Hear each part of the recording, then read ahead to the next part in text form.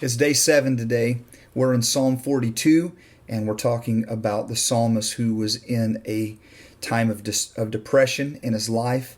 And so we discussed yesterday about the psalmist.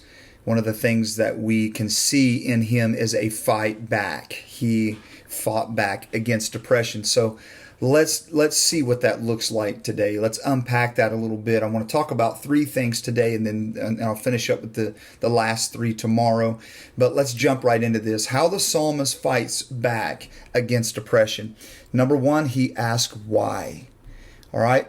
First, he responds to his circumstances at one point by asking God why. In verse 9, he says, I say to God, my rock, why have you forgotten me? Why do I go mourning because of the oppression of the enemy? The word forgotten here is an overstatement. And we know that because verse number 8 says, by day the Lord commands his steadfast love, and at night his song is with me. So we see that he's asking why he's this forgotten is an overstatement. He's overstating it. This is a prayer of emotion from the psalmist here, who's in a time of depression, and he's overstating things. So we see here what he means is that it looks like, all right, not that he has been forgotten, but it looks like that God has forgotten him. It feels as if God has forgotten him. If God hasn't forgotten him, why aren't these enemies driven back and consumed? So we see here him being allowed and to allow himself to pray to the Lord and to talk to the Lord emotionally. And I believe that that's a good point for us when we go through depression. So number 1, he asks why. Number 2, he affirms. Let me just rewind for a second. You know, in a perfect world with a perfect person, you wouldn't ask God why. All right. But the deal is when you're going through the mental battles that go on in our lives, it's okay to be emotional.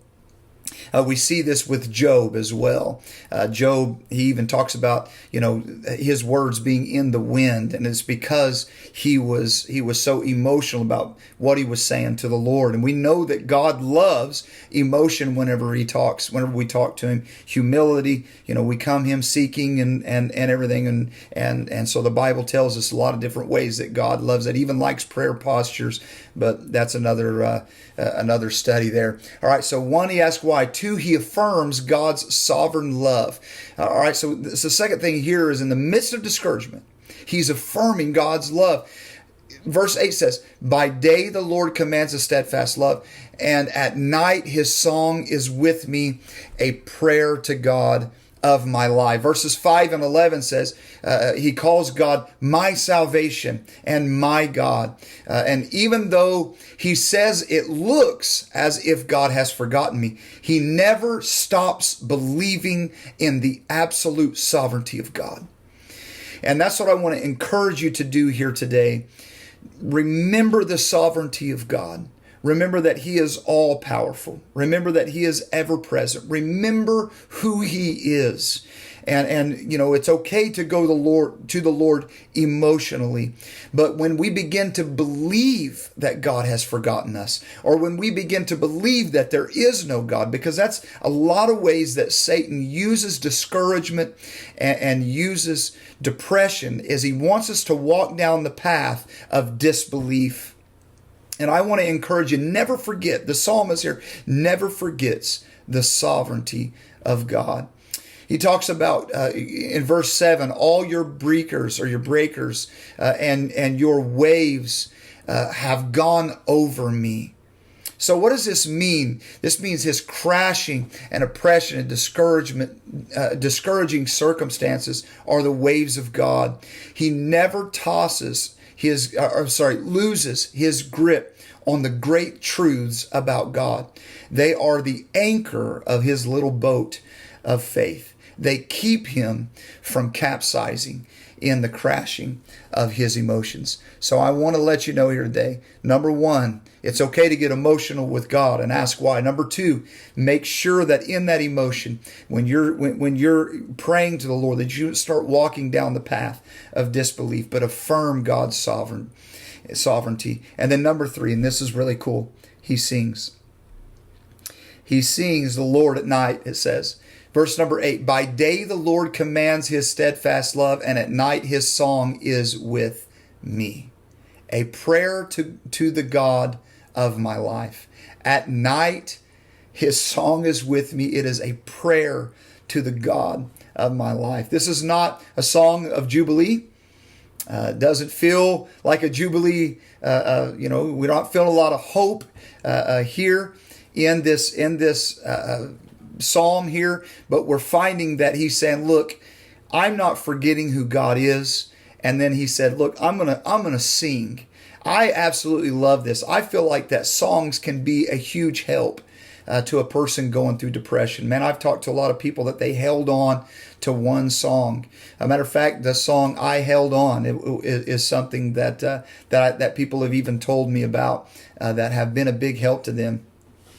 So his prayer song and pleading song, a song to the God of my life, it's just amazing how we see the psalmist as he breaks down here and shows us in a psalm of instruction. Let's take a look at Isaac Watts, what he wrote. And I think that this, we could take the hymn book, the worship songs, and utilize some of these words. I want to read this to you. How long wilt thou conceal thy face? My God, how long delay? When shall I feel those heavenly rays that chase my fears away? How long shall my poor laboring soul wrestle and toil in vain? Thy word can all my foes control and ease my raging pain. I still believe in you, Lord. I still believe that you're here. I still believe you're going to help me. I want to end with a few quotes here that I feel like are going to be helpful. John Stott said this. He said, the Christian's chief occupations or occupational hazards are depression and discouragement. Listen to that. The Christian's chief occupational hazards are depression and discouragement. Be careful. All right. Once we get through this, then you already know, and I'm going to go into it a little bit deeper as we go on, but you're going to know, you're going to be able to recognize what depression looks like. Don't allow yourself to go down in that rabbit hole. All right, you're going to learn some tools and skills as we continue to go on, but this is a chief hazard for the Christian. Charles Spurgeon says this, before any great achievement, some measure of depression is very usual. Before any great achievement, some measure of depression is very usual. I wonder what great achievement that lies ahead of you. I want you to keep that in mind today. Sometimes we go through things before we see something great happen in our lives. You know, if the devil sees that something, the enemy sees that something's coming up, that you're going to be victorious and see mighty things done, you think he's just going to sit back and allow that to happen? I don't think so. I think he's going to try his best to try to discourage and try to delay and try to get us to where we are not focused on what God has for us in the future. So keep your mind here today on that thought. Before any great achievement, some measure of depression is very usual, Charles Spurgeon said. God bless you. Have a wonderful day today.